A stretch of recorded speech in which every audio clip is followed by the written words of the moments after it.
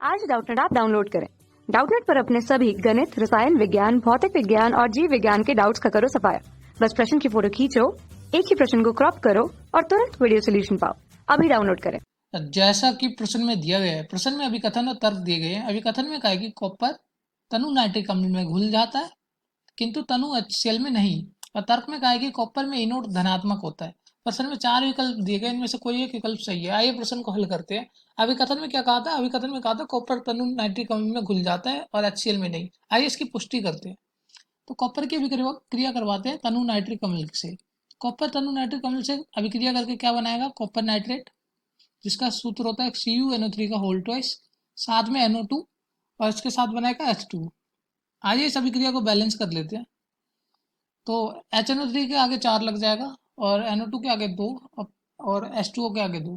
तो ये अभिक्रिया हो रही है क्यों? क्योंकि यह जो HNO3 है ना, यह ऑक्सीकारक का काम करेगा। ये देखते कैसे, ये कॉपर है, कॉपर के ऊपर जो ऑक्सीकरण संख्या है 0 है शुरुआत में, और जो उत्पाद बन रहा है कॉपर नाइट्रेट, इसकी ऑक्सीकरण संख्या है कॉपर की इसमें +2। तो अगर हम ध्यान से देखें तो क्या हो रहा है? ऑक्सीकरण संख्या 0 से +2 बढ़ रही है, और जब ऑक्सीकरण संख्या बढ़ती है तो क्या होता है?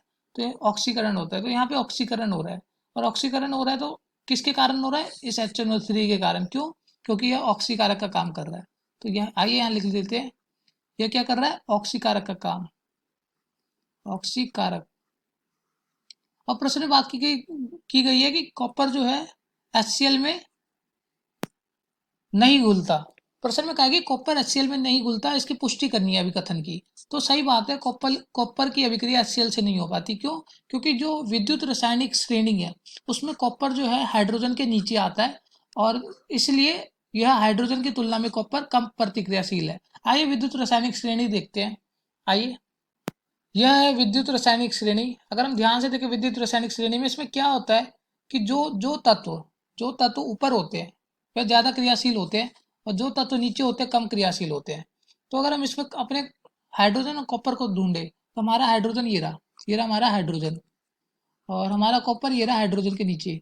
तो अगर हम ध्यान से देखें हमारा कॉपर जो है हाइड्रोजन के नीचे आ रहा है, और हमने क्या कहा था? विद्युत रासायनिक श्रेणी में जो ऊपर होते हैं वह ज्यादा क्रियाशील होते हैं।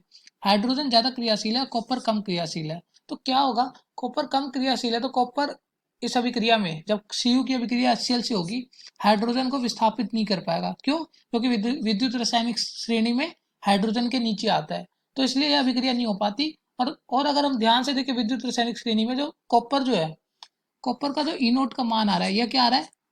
धनात्मक आ रहा है। आइए लिख लेते हैं, यह आ रहा है धनात्मक। तो यह भी एक कारण है कि कॉपर जो है HCl के हाइड्रोजन को विस्थापित नहीं कर पाता, और इसलिए घुल नहीं पाता इसके अंदर। तो आइए प्रश्न की तरफ चलते हैं और पुष्टि करते हैं। अभी कथन में कहा था कॉपर तनु नाइट्रिक अम्ल में घुल जाता है, सही बात है, लेकिन तनु HCl में नहीं है। तो सही बात है, कॉपर नाइट्रिक अम्ल में तो घुल जाता है लेकिन HCl में नहीं। तो अभी कथन तो सही है। तर्क में कहा कि कॉपर में ई नोट धनात्मक होता है।